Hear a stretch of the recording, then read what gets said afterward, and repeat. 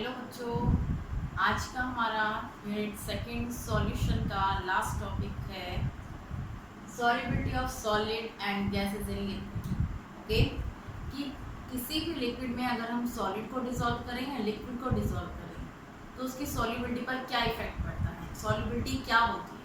Okay, तो सबसे पहले हम सॉल्युबिलिटी को डिफाइन करेंगे यहाँ पर कि सॉल्युबिलिटी होती क्या है। तो solubility is defined as amount of solute. क्या होगा सॉल्युबिलिटी? सॉल्युबिलिटी को डिफाइन करेंगे सबसे पहले अमाउंट ऑफ सॉलिड, या फिर आपका कोई भी आपका लिक्विड हो सकता है। आप इसको कंबाइन कोई भी सब्सटेंस हो सकता है, ठीक है। अमाउंट ऑफ सब्सटेंस, जो भी कोई आप सब्सटेंस ले रहे हो, सॉलिड ले रहे हो, लिक्विड ले रहे हो, okay. Amount of substance in gram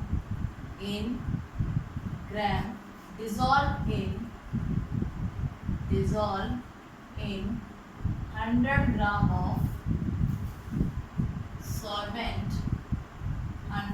of solvent to form saturated solution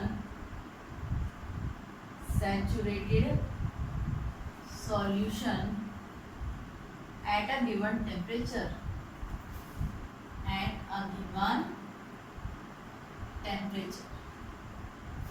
okay, कि कितना अमाउंट ऑफ सॉल्यूट ग्राम्स में 100 ग्राम सॉल्वेंट में सॉल्यूबल है। ओके, एक सैचुरेटेड सॉल्यूशन बनाने के लिए, सैचुरेटेड मतलब क्या है यहाँ पर, जिसमें और सॉल्यूट ना डल सके, लास्ट स्टेज हो सॉल्यूट की, इसमें से ज़्यादा सॉल्यूट डिसॉल्व नहीं होगा। तुम्हें गिवन क्वांटिटी सॉल्वेंट है, उसमें आपने कितना ग्राम सॉल्यूट डिसॉल्व कर दिया, कि उससे ज़्यादा सॉल्यूट अब डिसॉल्व नहीं हो सकता। वो जो है उसे क्या बोला जाता है, उस सॉल्यूट की सॉल्युबिलिटी बोला जाता है। क्या उस सॉल्यूट क्या बोला जाएगा, सॉल्युबिलिटी बोला जाएगा, ठीक है। अब ये जो सैचुरेटेड और अनसैचुरेटेड है, ये सैचुरेटेड वर्ड आया है यहाँ पर, saturated solution.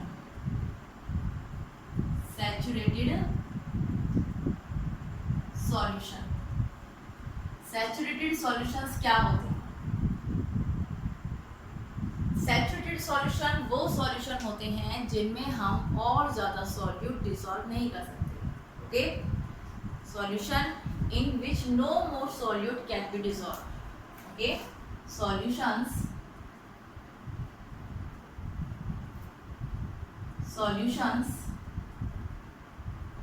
in which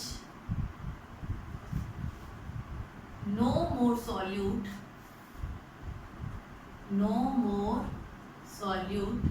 can be dissolved, okay. जैसे हमने पानी ले लिया, 1 लीटर पानी ले लिया, उसमें हम शुगर डिसॉल्व कर रहे हैं, शुगर डिसॉल्व करते जा रहे हैं, ठीक है। एक स्टेज ऐसा आएगा जहां उस पानी में शुगर डिसॉल्व होना बंद हो जाएगा, चीनी मिली घुलनी बंद हो जाएगी, ठीक है। उस पॉइंट, उस सॉल्यूशन को हम बोलते हैं सैचुरेटेड सॉल्यूशन। ऐसा सॉल्यूशन जिसमें हम और ज़्यादा सॉल्यूट नहीं मिला सकते, इसमें हम और ज़्यादा चीनी नहीं मिला सकते, शुगर नहीं मिला सकते हैं, एक सैचुरेटेड पॉइंट आ गया उसका, ठीक है। तो ऐसे सॉल्यूशंस जिनमें हम और सॉल्यूट डिसॉल्व नहीं कर सकते हैं, उनको हम क्या कहते हैं, सैचुरेटेड सॉल्यूशंस कहते हैं। क्लियर? नेक्स्ट, अनसैचुरेटेड सॉल्यूशन कौन से होते हैं? अनसैचुरेटेड सॉल्यूशंस वो कौन से होते हैं? ये वो सॉल्यूशंस होते हैं जिसमें हम मोर solute can be dissolve, solutions in which more solute can be dissolved,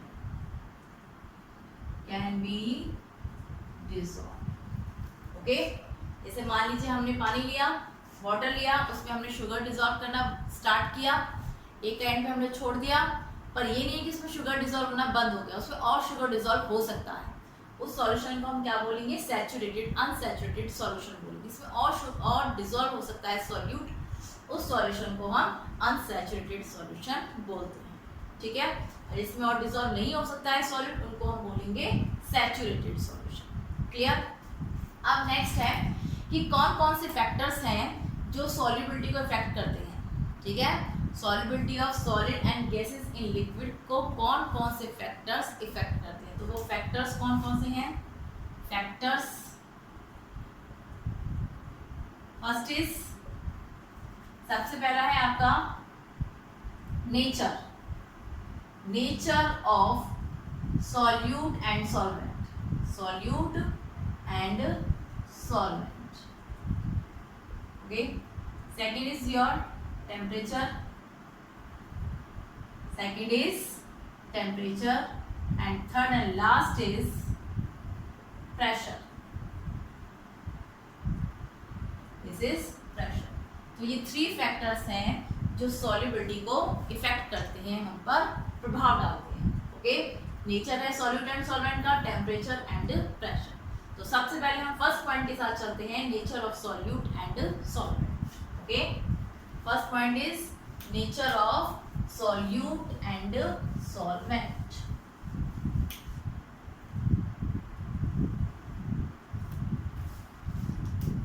first point, nature of solute and solvent. Solute का जैसा नेचर होगा वैसे ही सॉल्वेंट में सॉल्युबल होगा। सॉल्युबिलिटी की मेन प्रॉपर्टी जो रूल होता है, आप बहुत बारी केमिस्ट्री में पढ़ चुके हो, लाइक डिसॉल्व लाइक। क्या रूल होता है सॉल्युबिलिटी का? Like dissolve like. ओके, ये सॉल्युबिलिटी का रूल होता है, लाइक डिसॉल्व लाइक। पोलर है, पोलर सॉल्यूट पोलर सॉल्वेंट में सॉल्युबल होगा, non polar solute non polar solvent में सॉल्युबल होगा। ओके, पोलर जैसे कि फॉर एग्जांपल आपने क्या ले लिया, वाटर H2O। ओके, ये वाटर है H2O, पहले सॉल्यूट ले लेते हैं हम। सॉल्यूट हमने ले लिया NaCl, NaCl। ओके, ये कैसा है, पोलर है। नॉन पोलर हमने ले लिया इसमें urea. Okay, NH2 CO NH2, NH2 क्या है, ये आपका यूरिया है। क्लियर, ये यूरिया है और ये है आपका non polar, non polar.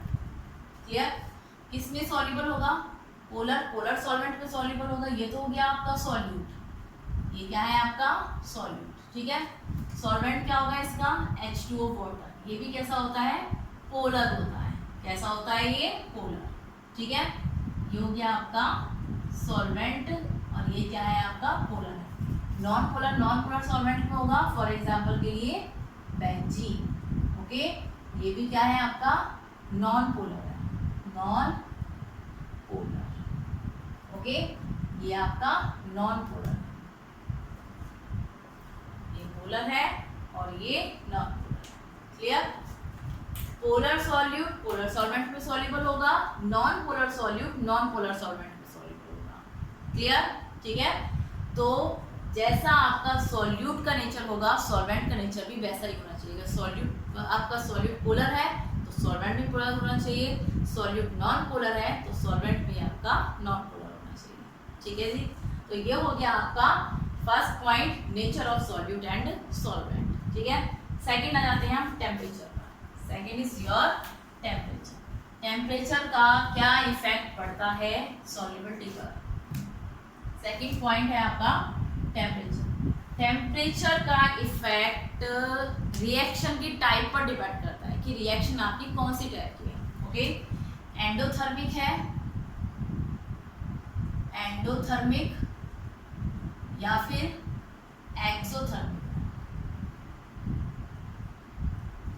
Okay, endothermic reaction है या फिर एक्सोथर्मिक रिएक्शन है, इस पर डिपेंड करता है। एंडोथर्मिक रिएक्शंस में क्या होता है, absorption,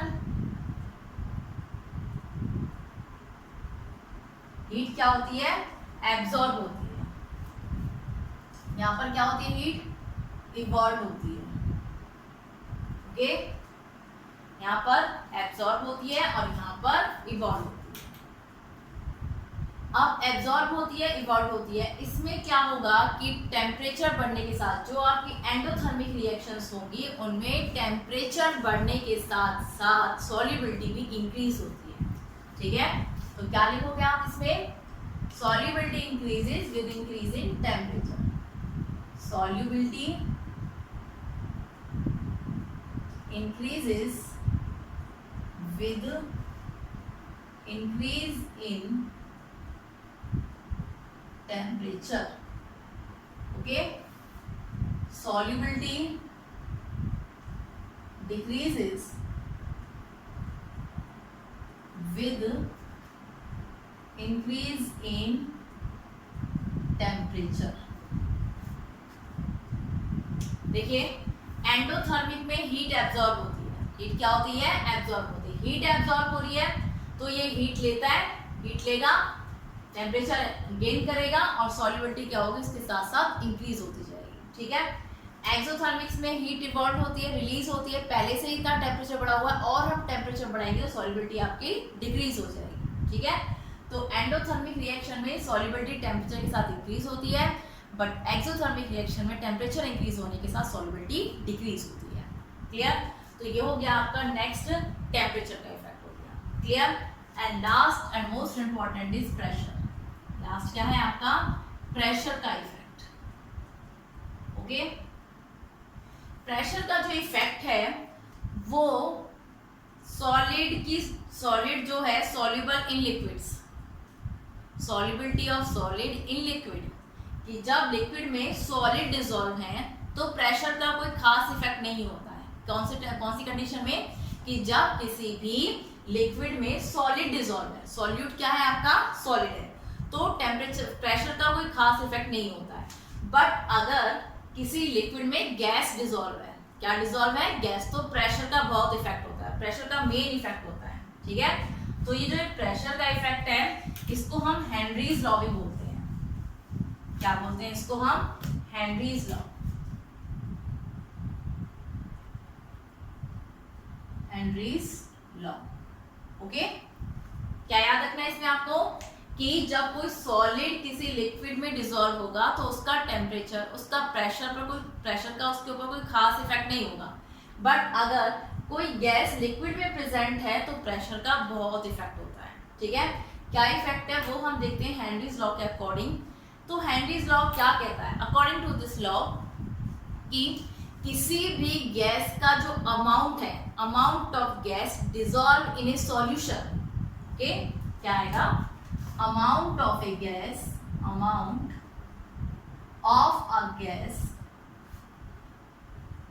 dissolve in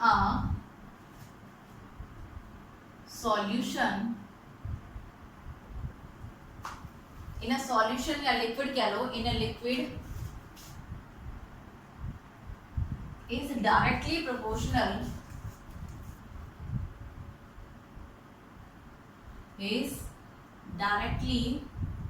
proportional to the pressure of the gas at the surface of the liquid, surface of the solution, surface of the solution at a given temperature, at a given temperature। Okay, कि कोई भी आपका liquid है उसमें कितना wait dissolve है वो directly proportional होगा, वो वेट जितना वो गैस प्रेशर एक्सर्ट कर रही है उस सॉल्यूशन के सरफेस पर। ओके, मान लीजिए W वेट हमने गैस का लिया, W वेट वो डायरेक्टली प्रोपोर्शनल होगा जो ये गैस प्रेशर एक्सर्ट कर रही है P के। क्लियर? कि किसी सॉल्यूशन में, किसी लिक्विड में कितना अमाउंट ऑफ गैस डिसॉल्व है उसका weight is directly proportional to the pressure exerted by that gas. Okay, तो W is directly proportional to P, P के प्रोपोर्शनल हो गया। प्रोपोर्शनलिटी साइन को हटाकर हमने यहाँ पर लगा दिया K। क्या लगा दिया, K। यहाँ पर W वेट है गैस का, P प्रेशर है, K प्रोपोर्शनलिटी कांस्टेंट है, ठीक है। W is wait of gas, that is pressure, and K is proportionality constant. आगे समझ में? चलिए, अब ये जो है आपका हेनरीज लॉ हो गया। हेनरीज लॉ को हम ऐसे भी डिफाइन कर सकते हैं कि किसी भी सॉल्यूशन में जो सॉल्यूट का प्रेशर है, pressure of solute, pressure of solute क्या है आपका, P है। प्रेशर ऑफ सॉल्यूट क्या है आपका, P। is directly proportional to the mole fraction, is directly proportional to the mole fraction of that solute dissolved in a solution. जो pressure है, कोई भी आपने सॉल्यूट डिसॉल्व किया है किसी लिक्विड में, उसका जो प्रेशर एग्जर्ट करता है वो जो प्रेशर है वो डायरेक्टली प्रोपोर्शनल किसके होता है, उसके मोल फ्रैक्शन के प्रोपोर्शनल होता है। ठीक है, आपको पता है कि जो सॉल्यूट जो आपका प्रेशर है वो किसके साथ इंक्रीज हो रहा है, वेट। जैसे जैसे गैस, जितना ज़्यादा वेट है गैस का उतना ज़्यादा प्रेशर होता है, डायरेक्टली प्रोपोर्शनल है। जितना प्रेशर है उतना वेट, जितना वेट है उतना प्रेशर, यानी प्रेशर वेट बढ़ेगा तो प्रेशर भी बढ़ेगा। ठीक है, तो जो वेट है, वेट बढ़ने का मतलब क्या है, नंबर ऑफ मोल्स इंक्रीज होना, number of moles, that means mole fraction increase हो रहा है। क्या इंक्रीज हो रहा है, मोल फ्रैक्शन। तो हम क्या कह सकते हैं कि किसी भी गैस का जो प्रेशर होता है वो उसके मोल फ्रैक्शन के डायरेक्टली प्रोपोर्शनल होता है। ठीक है, तो कह सकते हो तो P is equal directly proportional to किसके होगा, x। x क्या होता है, मोल फ्रैक्शन होता है। ठीक है, ओके, प्रोपोर्शनलिटी साइन को हटाकर क्या लगाओगे, KH, प्रोपोर्शनलिटी कांस्टेंट है। KH क्या है यहाँ पर, प्रोपोर्शनलिटी कांस्टेंट है, जिसको हम हेनरी कांस्टेंट क्या बोलते हैं, इसको हम ध्यान देते हैं, KH को हम क्या बोलते हैं, Henrys constant. Clear, okay. KH या प्रोपोर्शनलिटी कांस्टेंट जिसको हम हेनरी कांस्टेंट बोलते हैं। KH की वैल्यू अगर इंक्रीज होगी, with increase in the value of KH की वैल्यू जैसे जैसे इंक्रीज होती है सॉल्युबिलिटी डिक्रीज होती है। सॉल्युबिलिटी क्या होगी, डिक्रीज होगी, यानी सॉल्युबिलिटी और KH एक दूसरे के इनवर्सली रिलेटेड है, इनवर्सली प्रोपोर्शनल है। Clear, with increase the value of KH solubility decreases. Okay, तो ये हेनरी लॉ है, आप इसको दो तरीके से डिफाइन कर सकते हैं। एक तो सॉल्यूट का वेट जो है डायरेक्टली प्रोपोर्शनल है उस गैस सॉल्यूट के प्रेशर के, उस गैस के प्रेशर के, the weight of gas is directly proportional to its pressure and the pressure exerted by the gas is directly proportional to its mole fraction x। Clear, ठीक है, तो इन दोनों तरीके से आप हेनरी लॉ को डिफाइन कर सकते हैं। नेक्स्ट है कि हेनरी लॉज की एप्लीकेशंस क्या है। हेनरी लॉ है जो, उसकी एप्लीकेशंस कहाँ है, क्या है, कहाँ उनको यूज किया जाता है डेली लाइफ में। ठीक है, तो डेली लाइफ में आप हेनरी लॉज को कहाँ यूज कर सकते हो, carbonated beverages, in the production of carbonated beverages. ठीक है, कार्बोनेटेड ब्रिवेजेस का मतलब क्या है, कार्बोनेटेड ब्रिवेजेस मतलब जो जिनमें कार्बन डाइऑक्साइड भरा हुआ, जैसे आपकी कोल्ड ड्रिंक्स होती हैं। ठीक है, क्या होती हैं आपकी cold drinks, applications,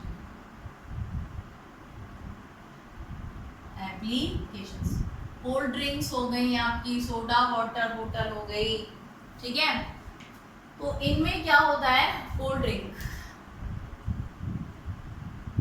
in production of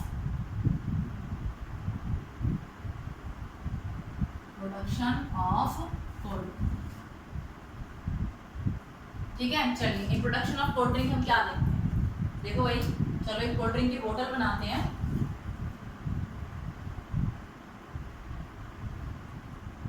ये कोल्ड ड्रिंक की बोतल है, कंसीडर। ओके, कोल्ड ड्रिंक की बोतल जो है इसमें कोल्ड ड्रिंक भरी हुई है और क्या है, इसमें कार्बोनेटेड ब्रिवेजेस है, दैट मींस इसमें क्या होती है, कार्बन डाइऑक्साइड होती है। क्या होती है, कार्बन डाइऑक्साइड। इसके अंदर प्रेशर होता है, बाहर का प्रेशर क्या होता है, 1 एटमॉस्फेरिक प्रेशर होता है, 1 atm। ठीक है, 1 एटमॉस्फेरिक प्रेशर बाहर होता है, इसके अंदर जो प्रेशर होता है वो मान लीजिए 2 है, 2.5 प्रेशर है इसका, 2.5 या 3 है, 2 या 3 प्रेशर है इसके अंदर। मान लीजिए इसके अंदर 2 एटमॉस्फेरिक प्रेशर है, 2 atm। क्लियर, और इसके अंदर कार्बन डाइऑक्साइड है। कार्बन डाइऑक्साइड जो है हेनरी लॉ के अकॉर्डिंग क्या होता है कि जितना वेट है गैस का डायरेक्टली प्रोपोर्शनल टू प्रेशर, जितना प्रेशर है अंदर, जितना हमने इसमें प्रेशर डाला है अंदर, कार्बन डाइऑक्साइड उतना ही होगा, गैस की सॉल्युबिलिटी उतनी ज़्यादा होगी जितना ज़्यादा प्रेशर होगा। ठीक है, तो इसके अंदर उतनी ज़्यादा गैस सॉल्युबल होगी जितना इसके अंदर प्रेशर हमने भरा हुआ है। ओके, इसके बाहर 1 एटमॉस्फेरिक प्रेशर है, इसके अंदर मान लीजिए 3 एटमॉस्फेरिक प्रेशर, बहुत प्रेशर भरा हुआ है इसके अंदर। ठीक है, तो कार्बन डाइऑक्साइड भी ज़्यादा है। जैसे जैसे हम इसको खोलते हैं, कोल्ड ड्रिंक पीनी तो खोलना तो पड़ेगा ही। ठीक है, तो जैसे जैसे हम कोल्ड ड्रिंक को खोलेंगे वैसे क्या रिलीज होगा, प्रेशर रिलीज होगा। प्रेशर रिलीज होगा तो कार्बन डाइऑक्साइड भी रिलीज होगी। प्रेशर घटेगा तो जो कार्बन डाइऑक्साइड का वेट है वो भी घटेगा, तो एकदम से क्या होती है, कार्बन डाइऑक्साइड गैस रिलीज होती है, जैसे हम कोल्ड ड्रिंक बोतल या सोडा वाटर बोतल को खोलते हैं, ठीक है। तो इसमें से क्या रिलीज होती है, कार्बन डाइऑक्साइड रिलीज होती है। तो ये इसके बेसिस पर है, इसकी एप्लीकेशन है, ये हेनरी लॉ की एप्लीकेशन है। इसकी एप्लीकेशन है हेनरी लॉ, ओके। तो ये हो गया आपका हेनरीज लॉ, और इस हेनरीज लॉ के साथ साथ आपकी जो सेकंड यूनिट है ये यहीं पर एंड होती है, खत्म होती है, ओके।